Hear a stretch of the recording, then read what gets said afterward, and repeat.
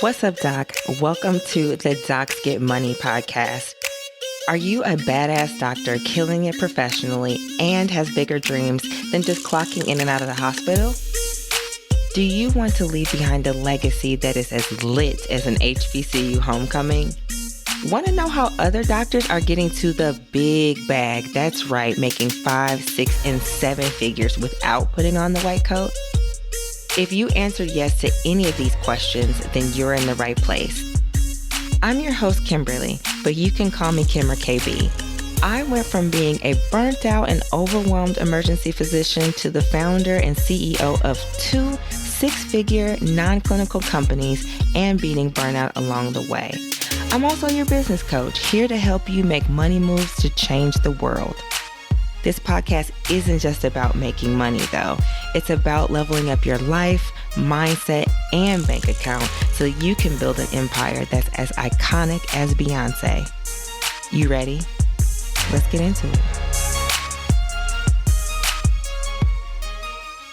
Well, Dr. Kimmy, thank you so much for joining me. My coach, one of my coaches. I appreciate your time. Thank you so much. How are you today?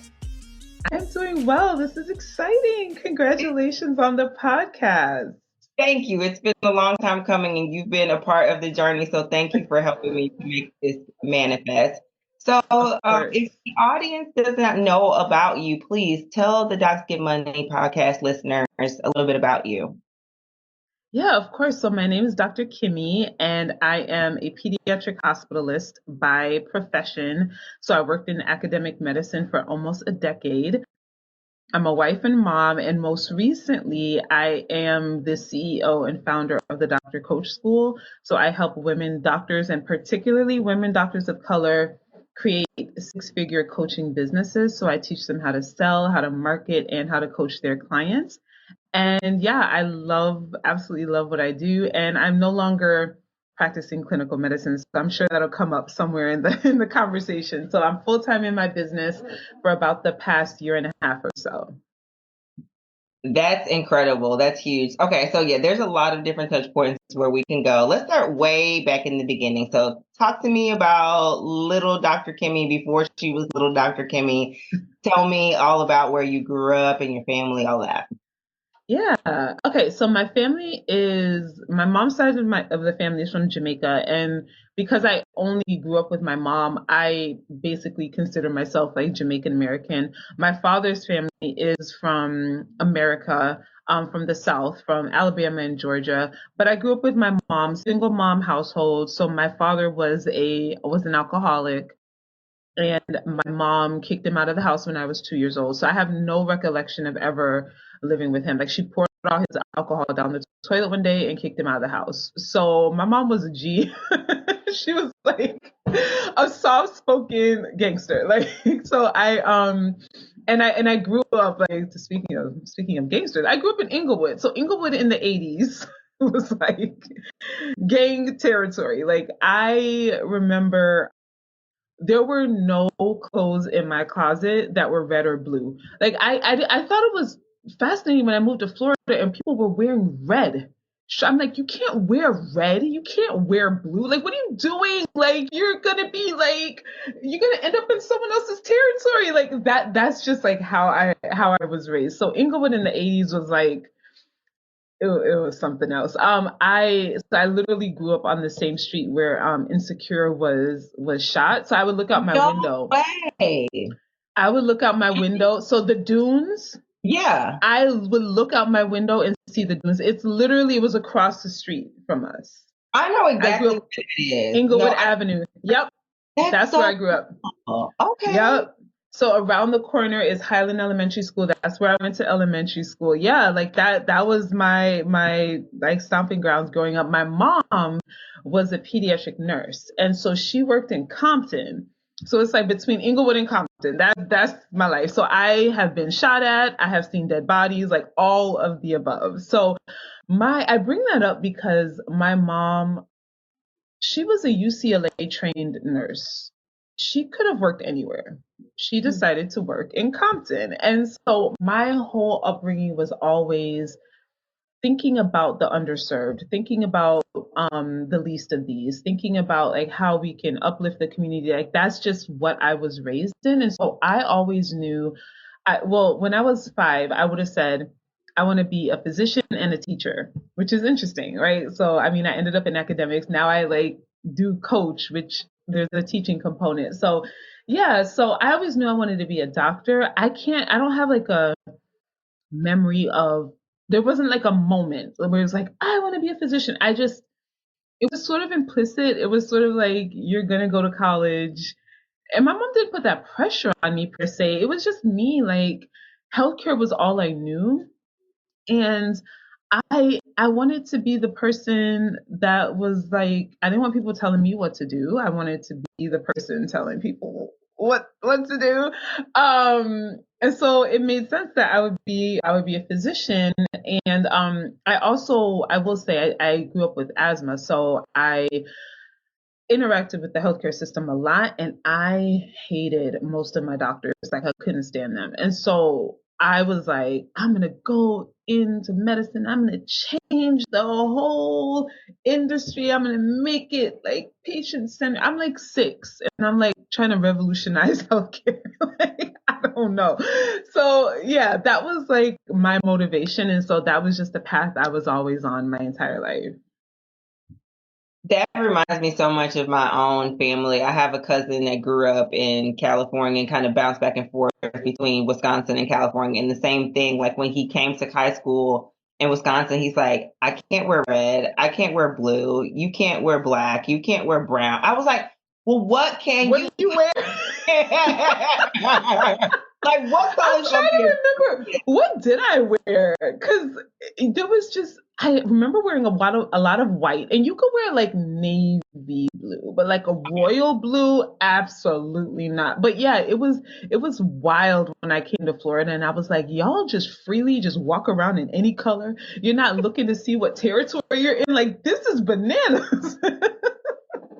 like y'all are just open and wide and just yeah, no, it's a completely different world. And then of course for me growing up in Wisconsin, I was just like, yeah, I don't I knew of gangs, but it wasn't just that as prevalent.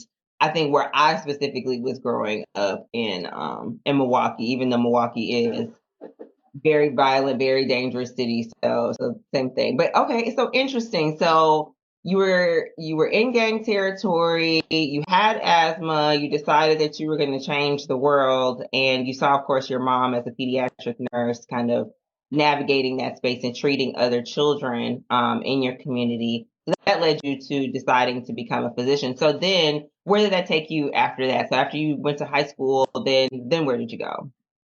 Yeah, so I went to, in terms of high school, I actually went to a medical magnet, like specifically for people who wanted to be physicians. So that kind of further solidified it.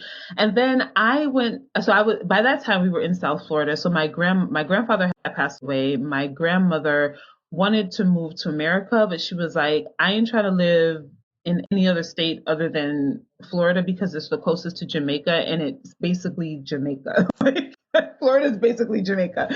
There's like same weathers and it's a like 1 hour plane ride. So we ended up moving to South Florida. So when I was going to college, I don't know, like I did not my family again, they're not from here. So like I really had a very limited view of like what college life was like. I didn't know anything about HBCUs. Like I didn't even know that that was a thing, like at all. So I legit applied to one college. I just applied to University of Miami. I'm like, well, that's the best college down here. So I'll go there. And then I know I think I also applied to Florida International University and they gave me a scholarship, but I was like, no, but University of Miami has a med school. So I'm going there. So I just like I was just like single. So it's just so interesting that I'm no longer practicing medicine. My entire life, there was just a single path. You just need to go to med school. There was never any deviation. There was like everything I did was focused on becoming a doctor. So yeah, so I went to med school. I mean, I went to University of Miami for undergrad. I majored in psychology because I just loved the brain. I love how people think, which is interesting, right? Like that, like stick a Yeah. pin in that because the whole coaching thing, right? Yeah, go ahead.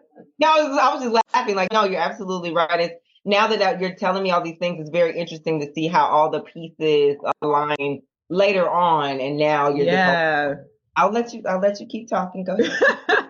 No, it's true though, but you don't see it in the moment. But like, yeah, I was like, I mean, I could be a bio major in like, but I'm gonna have to take the classes anyway. But I want to learn about the brain. I want to learn about how people think and why people do the things that they do. Like, it was just fascinating to me. So I absolutely loved my psych courses. They were like what carried me through undergrad.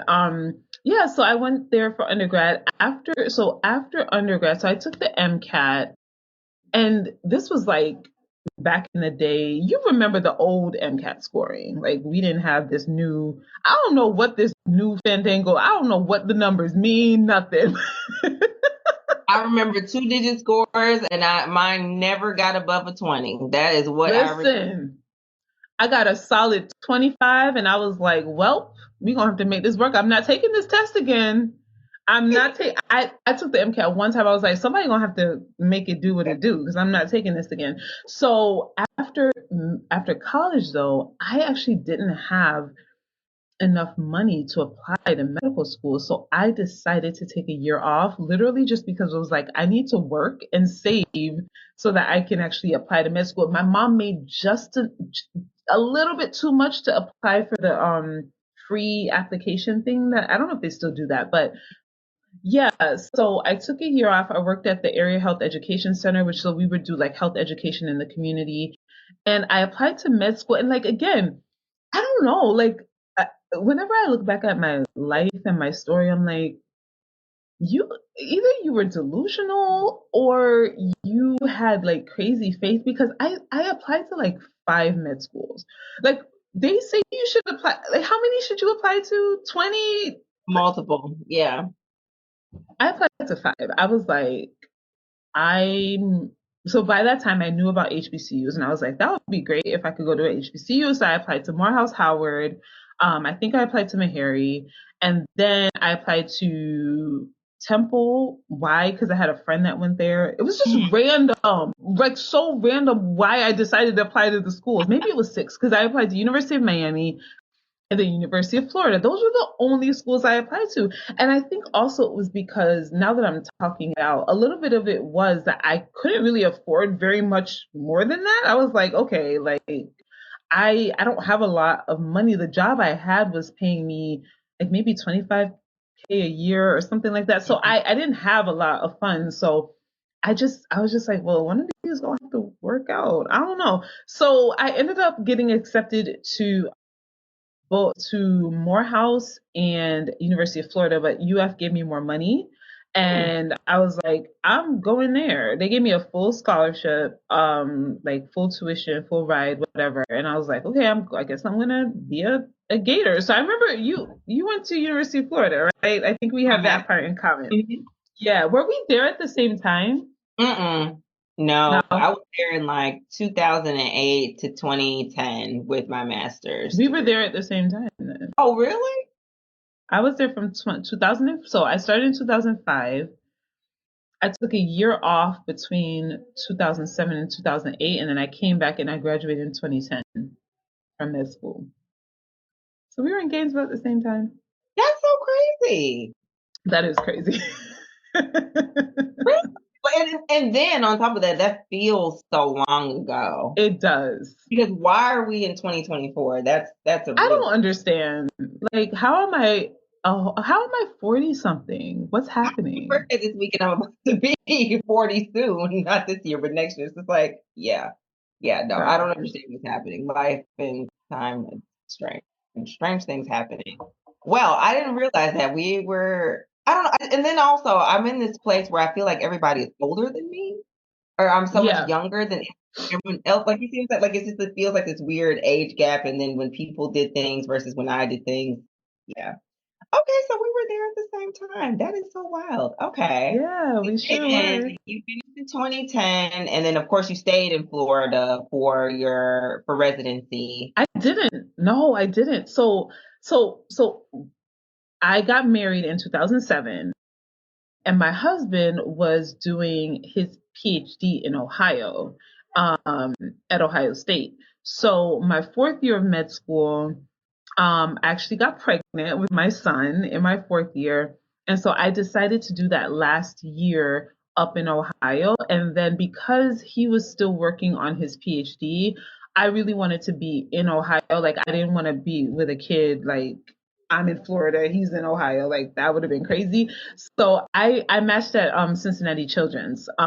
So he moved from Columbus to Cincinnati. I moved to Cincinnati from Florida, and yeah, so that's where I did my residency, which I loved. Cincy, I loved like the program. Like that was one of the highlights of medicine just in general was my residency, except for the one racist attending I had. But other than him, residency was absolutely incredible, and I had a great time there. It was challenging, it was hard, but yeah, it was a great program. So Well, that's really cool. So I guess let's get to the nitty-gritty of things because you said you started off, of course, saying that you're a pediatric hospitalist. I know you're back in Florida now, all of those things. So it seems like life has been going pretty well. You have two beautiful children. And so what happened to shift? Because you made all of your dreams come true. You checked the box off of becoming a doctor and saving kids' lives and being an amazing physician. So what shifted for you? yeah, so when we moved to Florida, I started working at Jackson, which again is the place where the indigent patients are treated, where the underserved patients are treated. That was always my dream to work there. And that's when ish like hit the fan because I felt like such an imposter. Like I was such a great clinician, like incredible physician, incredible teacher, like got like the highest teaching scores, won teaching awards, things like that. But internally, I never felt like I belonged there. I always felt like I felt like a fraud. I felt like I was going to be found out one day that I don't measure up or I'm not good enough. And I think I always kind of had a little bit of imposter syndrome, but in residency you can kind of mask it a little bit because you're just going from one day to the next. You're just doing what you're told. You're just showing up where you need to show up. But now you're the attending, like the attending is like people are looking at you like, hey, what are we doing? I'm like, why are you looking at me? Like, I don't know. What's going on? So my life, how we got here to me leaving medicine was I was just a mess, Dr. Kim. I was overwhelmed every single day. I felt like a hot mess. I so my, the because I was it felt like an imposter. I would procrastinate on everything. So I would procrastinate on waking up. So I would wake up late every day. I would be rushing to work. Like I was like the quintessential hot mess. Like on the surface, you look at my life, you're right. Like you got my husband, he has his PhD. He's also working at UM. I got my, at the time, one child and he's doing really well and everything's great.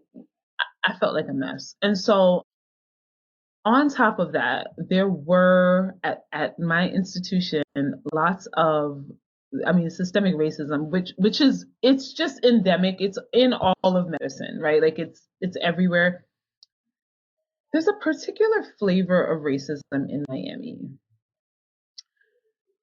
that it's sometimes I hesitate to even talk about it because if you're not from here or you don't live here, you don't get it. But like we get it from the white people, but we also get it from the Hispanic folks who are I mean, racially they are white. So we are like bottom rung down here. In fact, the maternal mortality rate, this is the only place in the country where the maternal mortality rate for Latinos is higher than whites. Like down here, they it's just a different world. It is a different world down here. There's nowhere else in the country where white people have a higher maternal mortality than a minority group, except Miami. So yeah, like your face is like perplexed. Yeah, Yeah, no, because I guess I'm just trying to think about it. Of course, so backtracking a little bit, of course, because I've lived in Florida, so I know a little bit, even though I lived in North Florida, I know South Florida is a different beast. But I can understand because of all of the Hispanic influence there, more specifically the Cuban influence That's what it and is. all of that. I guess that's what I'm trying to pull together, but I never would have really thought about that as something that's different. But of course, colorism and racism goes globally. And I guess I just was curious as to how that was manifesting. So, can you say more about that? About Yeah, how? so the way it manifests is it's really insidious, but so you imagine just everywhere in the country, right? If you're a black person, if you're a black physician, there are biases, there are systemic injustices, etc. Um, and for the most part, like especially like in LA where I'm from, for the most part, like all the minority groups are kind of getting it, like we're all being hit with very similar things. Like, of course, the black maternal mortality rate or infant mortality rate is always higher. And so we have like the most injustice, but like if you look at our outcomes, etc., we're pretty it's pretty aligned. Down here, it that's not the case, right? So you have white people who are trying to hold you down because they are also trying to climb above the Cuban vote, right? So it's like this three-way like Mhm. battle for like power, Okay. right? And so you're being like essentially oppressed on both sides by like two different groups. But what's interesting is when you speak to folks who are not from here, they don't really understand that. So like for instance, the medical school would get a lot of awards for diversity, right? Because in any other part of the country, if you have a high percentage of Latinos in your medical school, that's a good thing. Like we want that. But down here, that's because they're part of the systemic power structure, right? So they would win all these awards, et cetera, at my med school for like diversity, but there'd be like five black people Hmm. in the class, and we're looking around like, wait a minute, this what kind of diversity are we talking about? So it's just a different experience down here. And so at my institution, there were very few black faculty. So there were like 2,000 faculty in the whole school, and like there were about 20 or so of us that were black. Yeah. So like in the whole department of peds, there was like three or four of us.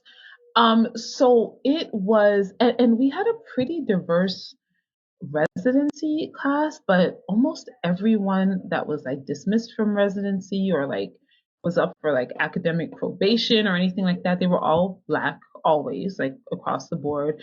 So it's the same thing that you see everywhere, but I feel like magnified in some ways. And so I experienced that as well with just the assumptions that were made about me, the biases that were played out. And so what I did was, instead of, even though I was literally studying this, that was my academic area of focus, was bias and racism in medicine, racism in medical education.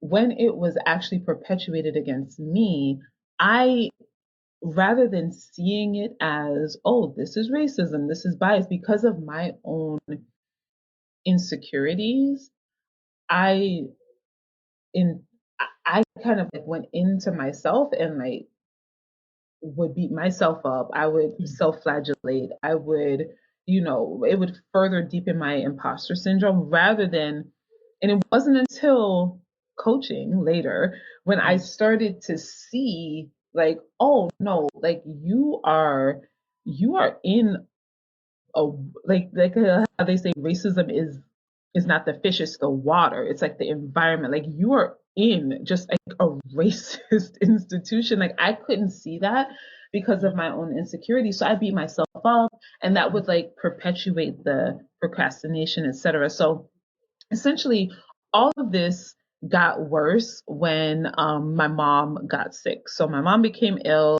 and so now I'm pregnant, my mom is sick, and I'm a hot mess. So I'm like trying to navigate all of this, and she ended up passing away, and it's just like my life just like fell apart. My life literally fell apart.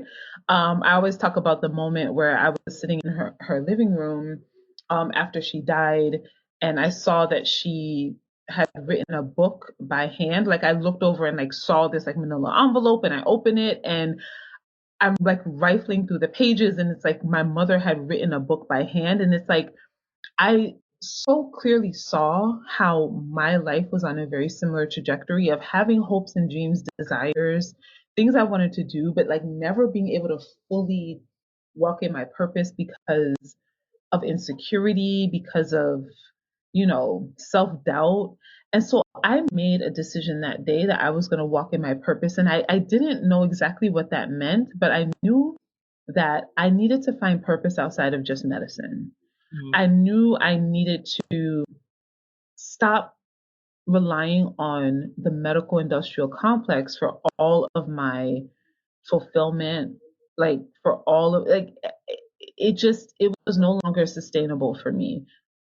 And so because my mom, she had wanted to write a book, she had always been trying to be an entrepreneur. She never quite got her stuff off the ground. Like she tried blogging, my mom she tried all the things. I was like, it'd be great if in her honor I started my own business, like something outside of medicine that I could call my own, that could be for me, where I could show up and be creative, etc. So that started the journey of me trying to figure out what to do outside of medicine, which I know is like a part of the focus of this podcast. So I don't know if you want to talk about all the things that I tried, because girl. Well, I do want to talk about all the things that you tried, but I just wanted to double back on something that you said that I just resonate with so much. Of course, I think because we're two Black women in medicine talking to each other, but you talk about how you self-flagellate, which is almost the purpose of the system in a way. Yes. It sounds dramatic to someone who maybe is not historically marginalized. Maybe if you do not identify as someone that is not a part of the majority population in the United States, but it because we are not the thought of the system, we are not the consideration of the system. We receive the negative benefits from it. And I just remember your story just made me flashback to about a time when I was in training where I had an attending from off service tell me flat out to my face that I was stupid. Wait, And that happened to you too? oh yeah. Oh wait, not you. You too? Yes. So, yes. Well, tell me your story, and then I'll tell you mine, because girl. Sure. And this happened to me literally my intern year, less than 6 months into residency. But that as I've been working on my business and working on this podcast, just reflecting on different things that have happened to me. I was a part of the very first class of residents to even be like to have a part of the program. Was literally the first group of residents in my emergency medicine program. We do an internal medicine rotation, and partially that was just to get the hospital politics up and just be good, Samaritans throughout the hospital. And so I was on my internal medicine rotation. It couldn't have been, I think it was maybe the first week. And so I'm in there with my white coat that I do not wear anywhere else, but I'm in internal medicine. Let me look like an internal medicine doctor. Mm-hmm. And we had just finished, the morning rounds, and we were sitting there listening to morning report. And how internal medicine does, y'all internal medicine doctors tell me if I'm lying, but in the morning, y'all bash what the ER has done overnight, all the admissions that have come in, and well, why didn't they get a CT scan, and why didn't they do this, and why didn't they? It's always bashing the ER, not the individual physician, of course, the ER in morning report. So I'm just listening, and I'm like on my laptop and I'm talking, like just kind of just listening, and I'm talking to my chief that's like sitting next to me. And I just whispered to him, I'm just like, y'all always are going off about the ER, like whatever. I'm just like rolling my eyes, just just talking to him on the side. And the attending who decided to call me stupid was sitting across from me, eavesdropped into my conversation and jumped in and said, "Oh, that's because you're stupid." So I looked at him just like that. I looked around, even though I was like, he couldn't possibly be talking to me because I'm 30 years old. And I don't know. Right. And I also have probably more degrees than half people in here because I have a master's degree. Right. So I asked him, I said, "Excuse me, who are you talking to?" And he's like, "Oh, I'm talking to you. And emergency medicine, you're stupid because I don't know what happened after that, Kimmy. You blanked out. I blanked out. I know that it got escalated because the morning report quietly stopped down, and then there were some other attendings that came across the room at the end of whatever that happened because, like I said, I blacked out. "Oh, are you Kimberly Brown? Are you from emergency medicine? Oh, we are so happy to have you." So the icing on the cake for me is that yes, a white male attending in a room full of people felt comfortable enough to call me as a Black woman, a visiting intern onto the service stupid without any context, and I was not speaking to him. But what hurt even more is when I went downstairs to talk to my program director, who just so happened to be on shift. Oh, that's so. Don't pay him no mind. Don't worry about that. Excuse me? Wow. So not only that, and then it continued to go on. The attendant continued to egg me on all of these other things and wanted to get me in trouble for antagonizing me. So that was my first, like I said, within 6 months of my residency program. I think that was month 5 of that experience as the only Black resident, no Black core faculty, any of that at all whatsoever. So that was my experience of being called stupid.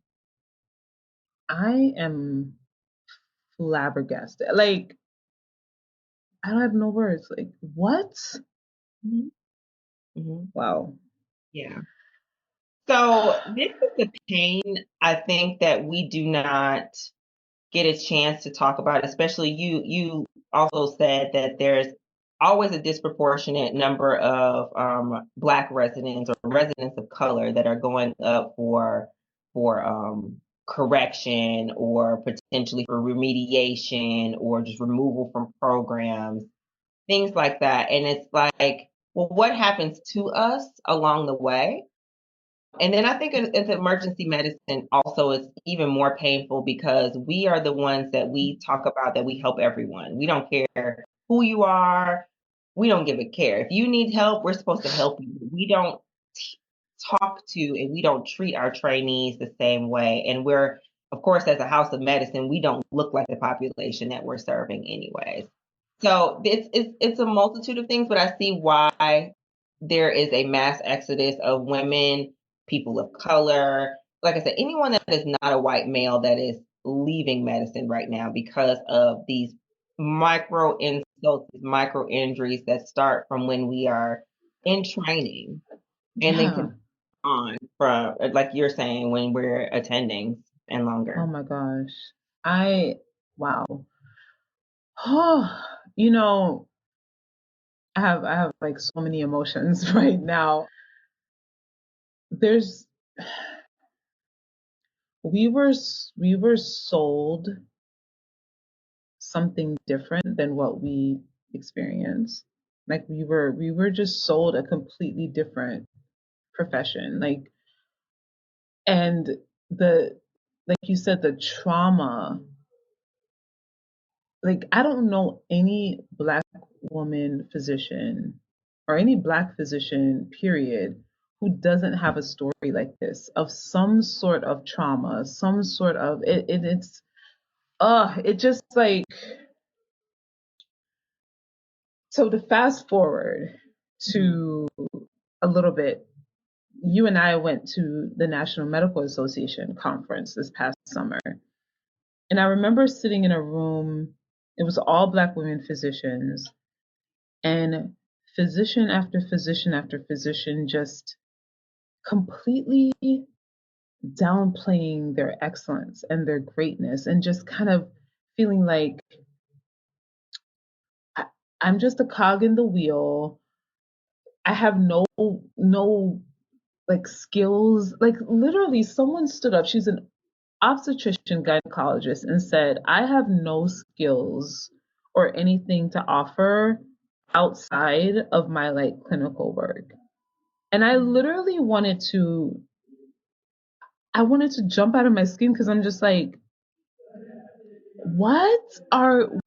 but it's because of these the trauma that we're literally carrying in our body from the years and years of, like you said, from the little paper cuts that we get along the way to the massive like evisceration, like, and then we get to the place of finally making it, like we finally made it into medicine, and we hate our lives, and we hate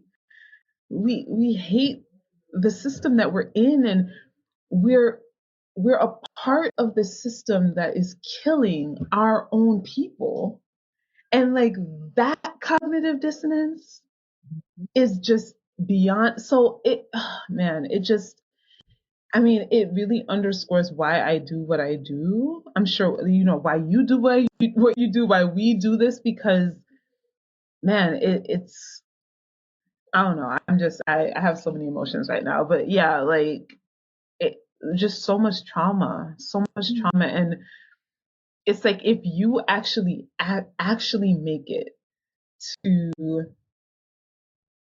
through med school, through residency, through fellowship, to becoming an attending, it's like you made it, and then you look around and you're like, okay, now what? Like,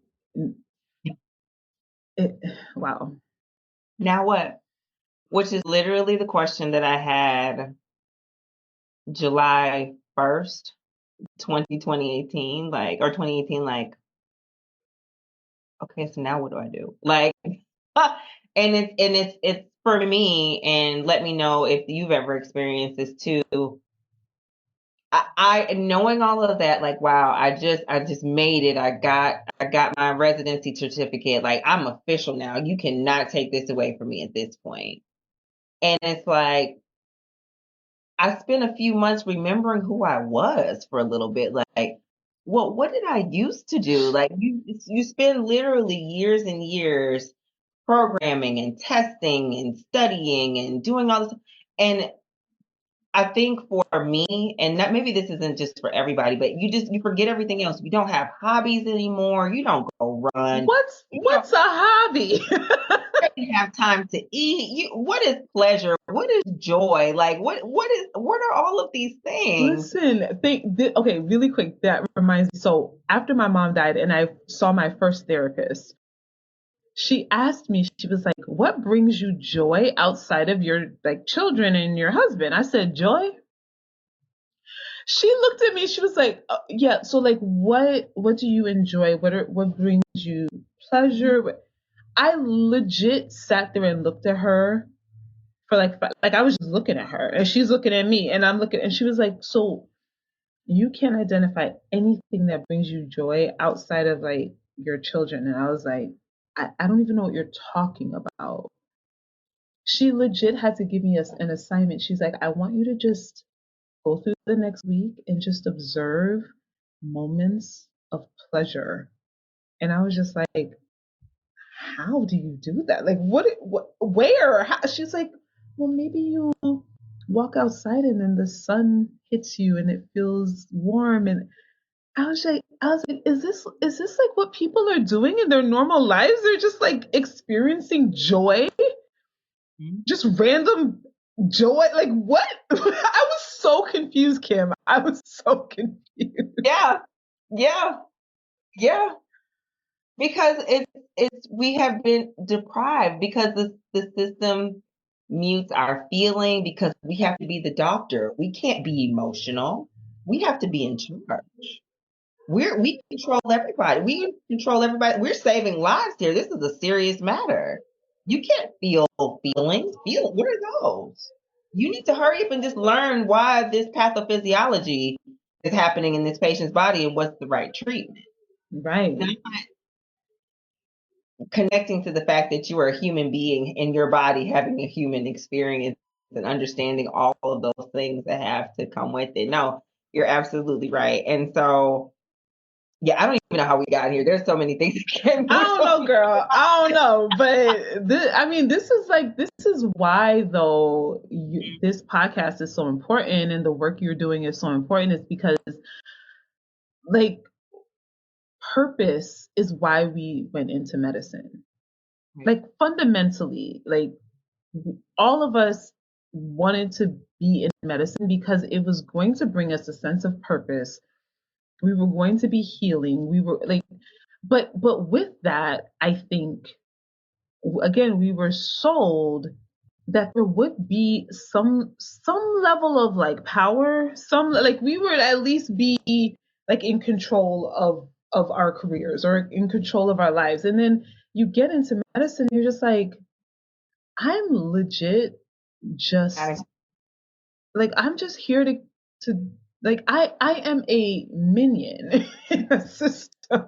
Like and it is so discombobulating. It's just it yeah. And so that pull that many of us feel where it's like, I want to do something more. So many physicians like squash that because it's like, how dare I dream for something more? Like I've made it. Like I finally made it to the, like how dare I want something more? And I just want to say to your listeners, because they're probably feeling that if they're listening to this, that feeling that you're feeling, don't squash that. Like just spend some time with it. Just listen to that part of yourself that's yearning or calling you to do something more and lean into that because and it is scary.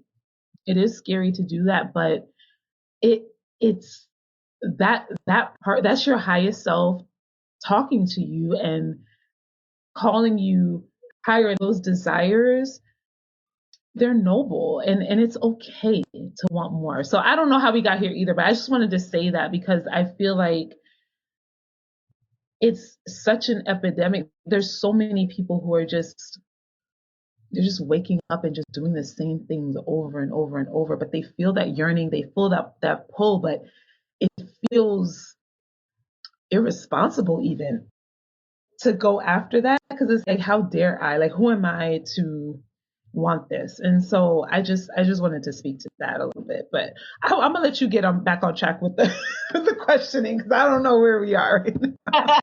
No, but you know what? I feel like that's where we need to go though, because it does feel irresponsible. Because I think, of course, not all of us, but many historically marginalized, or like I said, anyone that's not a white male in medicine, a lot of us are the first or maybe even second generation of physicians in our family or those in healthcare. And I think, well, of course, too, being a doctor still holds a strong privilege in our society. A lot of times we are around the people that knew us from when we were this little saying, I want to be a doctor. And now they see us at this point and then they hear us talking like this and they don't understand why. So I guess I just wanted to make sure that we double tapped on that part is because we go through our lives and we have all these thoughts and dreams about what we're going to have and to achieve. And this is the dream that we were all sold. Everybody was sold this dream and that they were going to go to medical school. And like you said, it's the micro injuries, it's the cuts along the way. So when we do feel the feeling of wanting to leave, it feels disrespectful in a way because to ourselves, to our families, because they've invested in us as far as their time, their energy, their finances, their love, their support. And then they're like, and now you don't want to do this anymore? Why? So saying all that to say, sometimes our family doesn't understand, but you made the pivot and I made the pivot, of course, outside of medicine to doing other things. So let's go back to you telling me a few of the things that you have tried. Oh, Lord. Start at the beginning of, okay, I am tired of this. I'm a hot mess. I need to do something different. So what all did you try as far Okay. as So at first I was like, okay, I'm gonna start a business. I don't know nothing about business. So how could I start a business but like not have to actually like do that whole selling thing? So like if you thought that before, I feel you. I was there. So this was 2017. So what I did was I joined Rodan and Fields, which was, you know, very popular, especially around that time. It was physician owned. There were a lot of doctors who were selling Rodan and Fields. And I'm like, okay, I don't have to develop anything. They'll give me like a marketing plan. Like somebody will just tell me what to do and I just do it. So there was this girl on my timeline and she was selling it and I reached out. I'm like, you know, I want to start a business in honor of my mom. And like, I created this like Facebook post and she posted and I was like, and I am now selling my products. Here's the problem. The first problem was when I received the products and started using them, I started breaking out. Like my face, like legit, I have pretty smooth skin. Thanks, mom, if that's all her genes. But I have like these bumps all over my face. My face is red, irritated, and I'm supposed to sell this to someone else? Like it didn't fit. I was like, I can't like if someone asks me what do they recommend, I'm like, I mean, I don't know because it's not really working for me, right? So like that was the first thing. And then the second thing was I realized that like, oh, I still actually have to sell this thing. Like I still have to like tell people about it. So I remember I had a colleague who would ask me about the products and I didn't even want to tell her about it because I was like, what is she gonna think? And she was like, no, but I already use it. I'm like, yeah, but you know, maybe you should just I mean, if you already have a representative, like I I legit made $0. Zero. No money. I actually still have some of the products like in my garage. But anyway, I should probably just throw those away. So that was the first thing I tried. And then I was like, okay, that's not yeah. right. Wait, sorry? I've said, please throw those products away. I'm gonna throw them away. It's been way too long. Girl.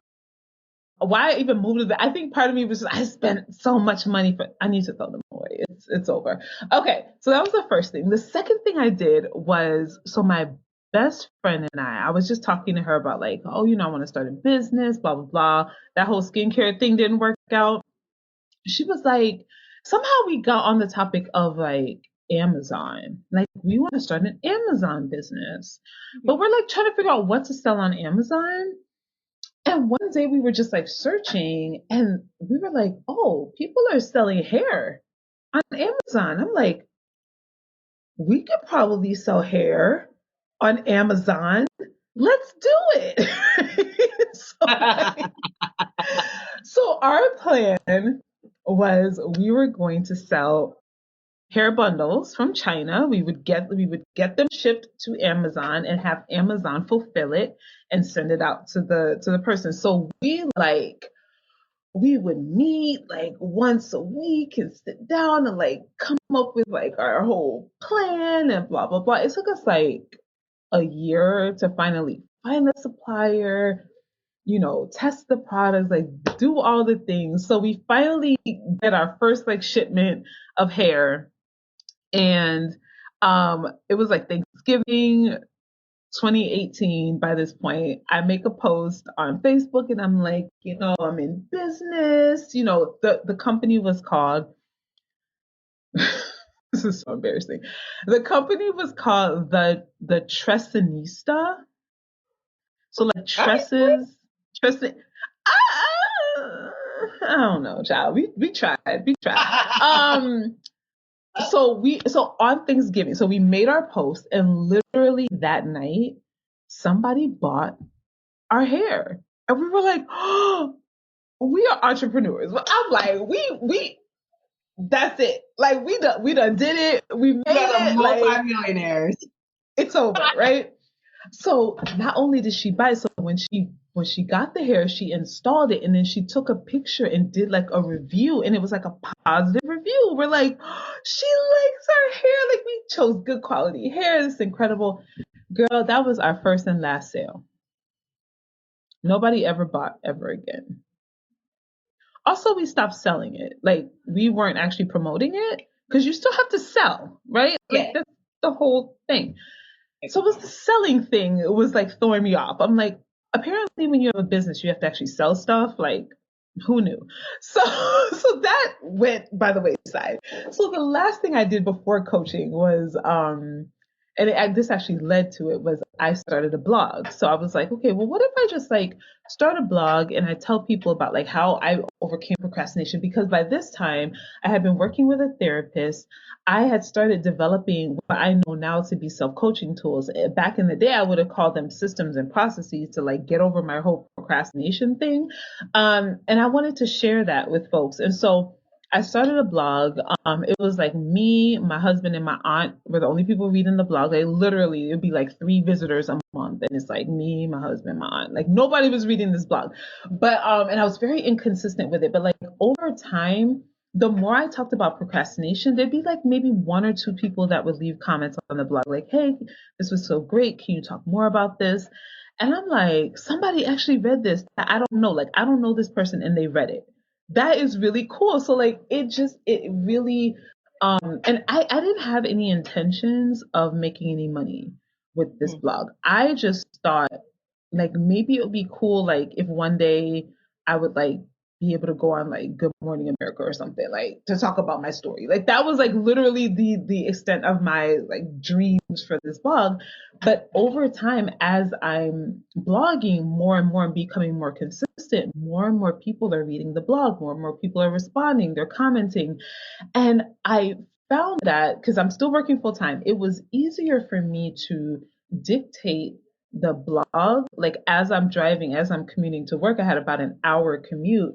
So I would dictate the blog into an AI app and it would transcribe it. And then I would take that transcription and just clean it up and upload it to the blog.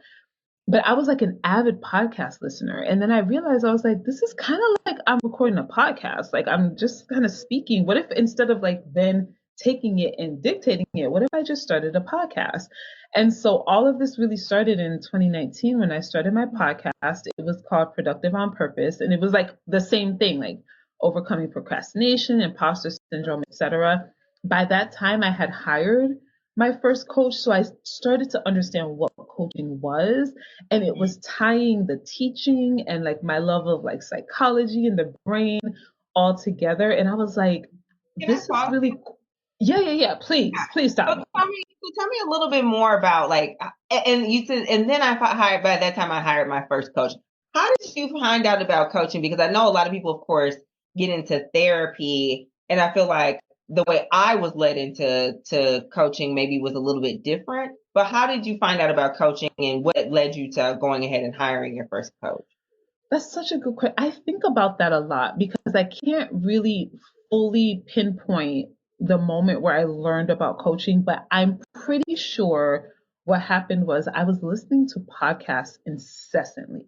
Like I was just like obsessed because I'm now discovering this whole world of personal development, this whole world of entrepreneurship, of people doing stuff outside of their traditional training. And so I'm listening to podcasts and I must have, you know what it is? It just clicked. Patrice Washington. I don't know if you are familiar with her. So she is a financial coach, basically. She launched her podcast like in 2018, which is when I started listening to podcasts, and she would be promoting her coaching services. And I didn't hire her necessarily, but I was just like interested. I'm like, so okay, so she's like helping people like change their finances and she's coaching them through it. And I was like, oh, that's interesting. And then just the more that I listened to podcasts, I would hear different coaches. And I what I noticed was like they were helping people get a specific outcome. And it was different from therapy, right? It was different from like, oh, I'm down and out and I need help. It was like a very like positive, like we're going after a specific goal. And so I was like, huh, like that's pretty cool. Like, so I started looking around for a coach. And again, listening to a podcast, there was a guy that my first coach was a black man who had a podcast, and he was advertising a group coaching program. And I was like, well, yeah, I'll try that out. Like, sure. And so that was the first time I hired a coach. Now he wasn't a great coach at all. He wasn't a great coach. But it at least like exposed me to the world of coaching, of like, huh, this is a way to help people and help them achieve a goal, which is what I wanted by that time. Like I want to help women overcome procrastination is what I would have said back then. And so I will say I was still very, very ignorant. I didn't understand the whole like all the different niches. Like I didn't really get it. I just knew I wanted to help people with procrastination, and coaching was a way to do it. So I was just like, yeah, let me hire a coach. And then after I was in that program, and then I think I hired another coach in early 2020, I was like, I think I can do this. I think I can do this. That is so cool. And then that It was a little delusional. It was a little delulu.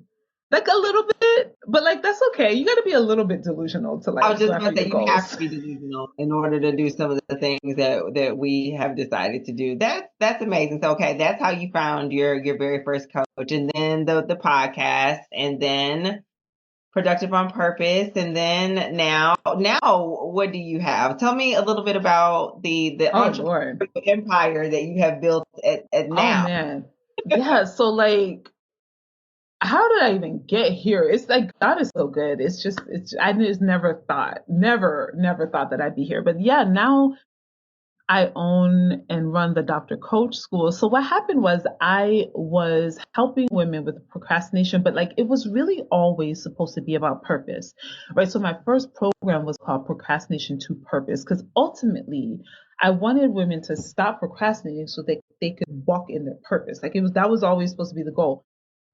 But I felt like I didn't know nothing about coaching. I didn't know nothing about anything. So like I noticed that I was doing these like really short, like maybe 6 week or 8 week like coaching offers, and I could never really get to the purpose part. Like by the time the 8 weeks was over, it's like they nailed the procrastination stuff, but like the purpose part, like we didn't quite get there.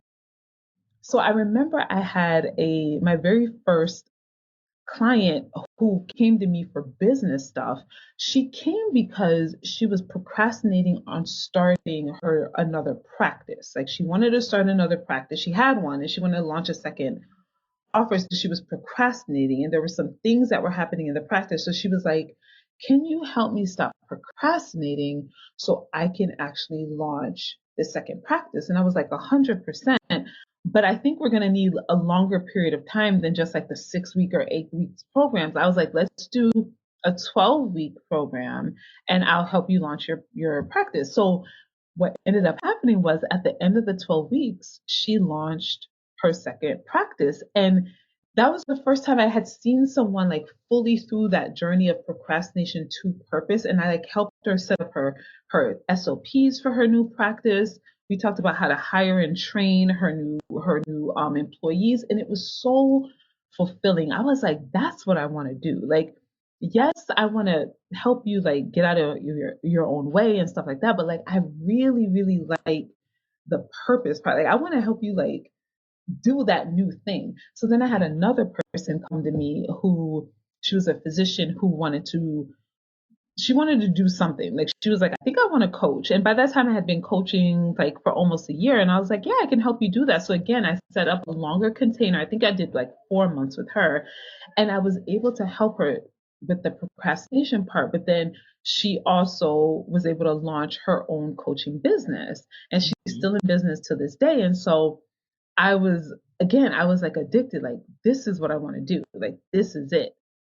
But at the same time, I had been known for like I would like do these like challenges, was like all about procrastination, blah, blah, blah. But like in the background, like really what I wanted to do was help women start their businesses. And so slowly over time, it was really me. Like I had to be more comfortable and more confident with saying, I can help you start a business. I can help you not just like with the stuff in your head, but like I can actually help you with the business part of it. And so yeah, I launched that offer in 2021. It was not the Dr. Coach School. It was called what was it called? Purpose to Profit. Child, I don't know. I always be trying to come up with these cutesy names. People were like, "What is it?" Anyway, my clients didn't even know the name of the program that they were in. But yeah, so I launched it, and I by that time I had learned how to sell because I struggled in 2020 to make money. I was not making money when I first launched my business. Like it was a struggle. But I decided to really double down on learning sales because I knew I could help people. That was clear, but I couldn't like make the sale. Like that was the part that was really hard for me. So I actually just started studying the psychology of sales and I fell in love with it because it's psychology. It's all about just what's happening in your brain, what's happening in the client's brain.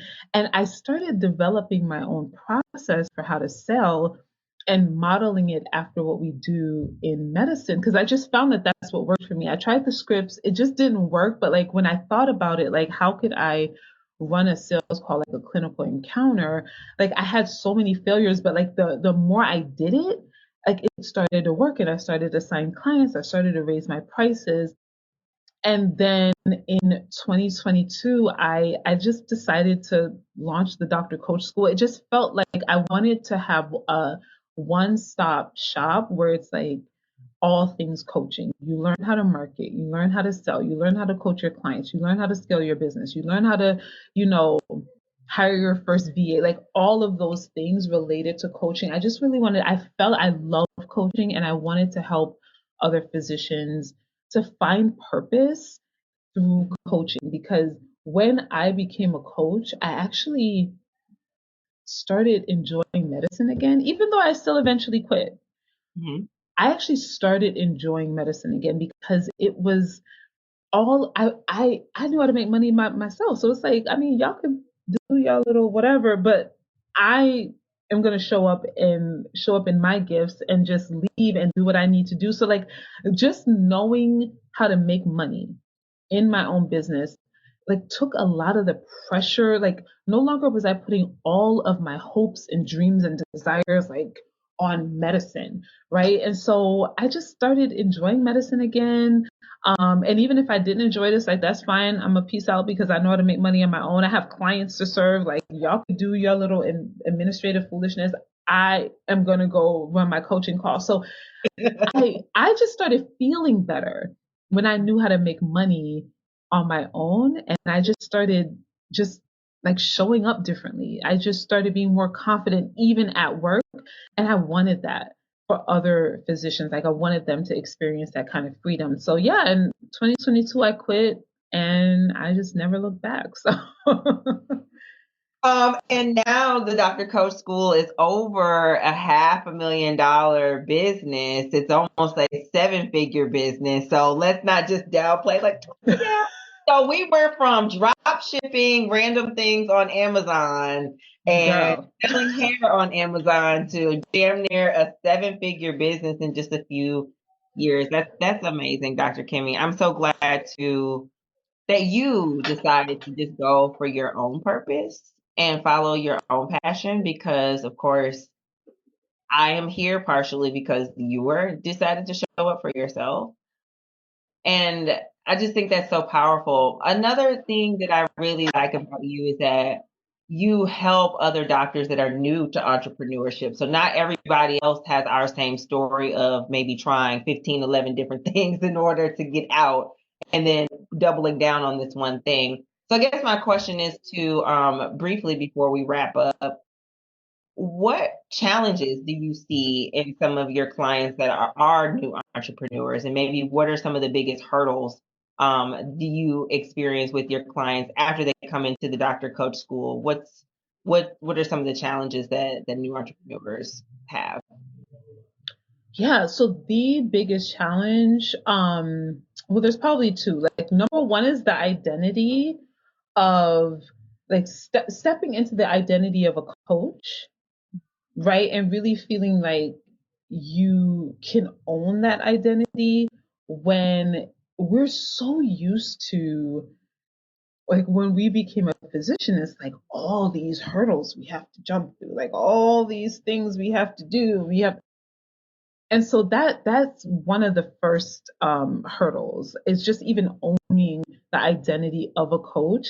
And the second one is really believing that you can change lives with what you have in your own brain, like that you can have a transformational coaching offer, that you can build your own intellectual property, that what you have right now is enough, that your story and what you have achieved, that somebody will pay good money for that, right? Like, it's what, and my clients, typically, because we're physicians, we know we can help people. Like, it's like, once you're my client, like, I was like, I know I can help you, but like, will someone see the value in what I offer in order to actually take money and pay it to me? So there's some doubt and fear around that. So we spend, as you know, a lot of, in the earlier modules in DCS, is about really selling yourself on yourself first, and selling yourself on your offer, because you have to be sold on it. That was the thing I learned when I started studying sales, that sales was really about what was happening with me. Like, it's not really the client. Like, to some extent, yes, but like, what was happening internally for me was going to impact that sales conversation. And so, really building up your belief in your offer, building up your belief in your ability to transform lives, in your ability to sell your offer, and that someone desires it and will be willing to throw money at you to for that transformation.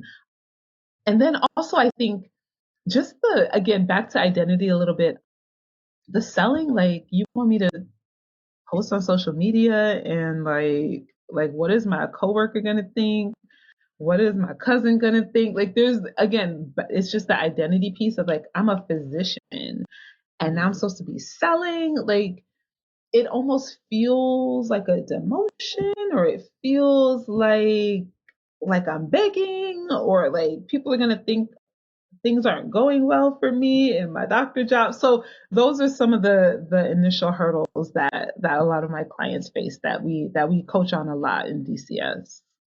That's really, really cool.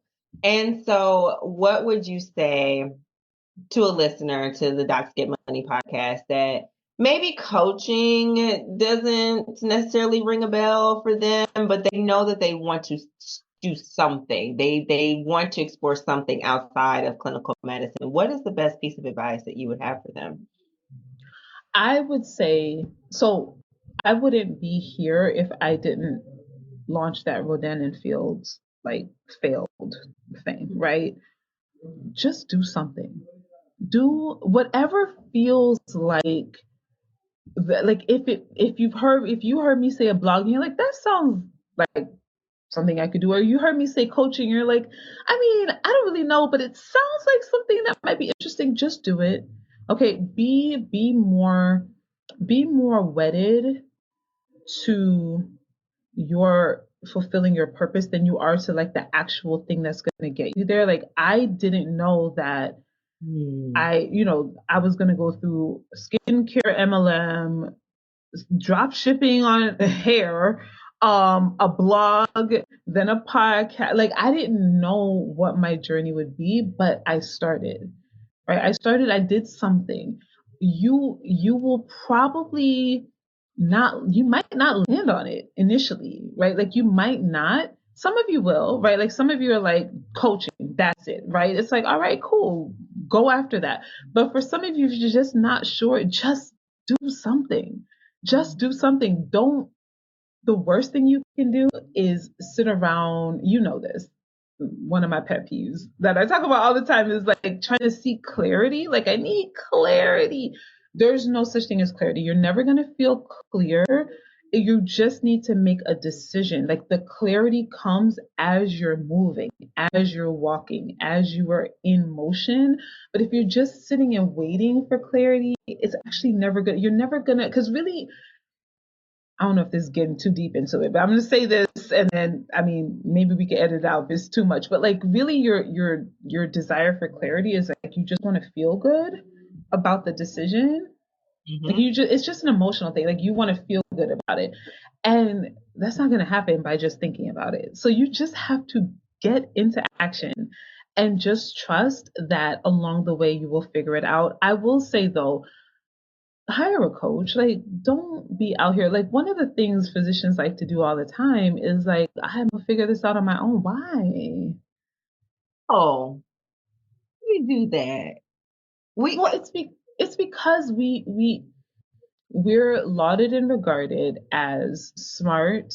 We figure things out all the time, and we are smart and we are go-getters and we do figure things out. But like nothing in our training taught us how to start a business, right? So like yes, we often have to figure out new things, but business doesn't have to be one of them. So I just think when you're working with a coach, someone who has done it before, someone who has had success, someone that you resonate with and who is doing it in the way that you want to do it, like it just collapses time and it fast tracks you, like especially when you're still working, because your time might be limited, right? Your time likely is limited. So I think that once I hired a coach, it just really fast tracked my success. Like looking at my success, it has been relatively fast, even though I did struggle. I've had so many struggles, so many failures, relatively fast. I think it's because I believe in coaching.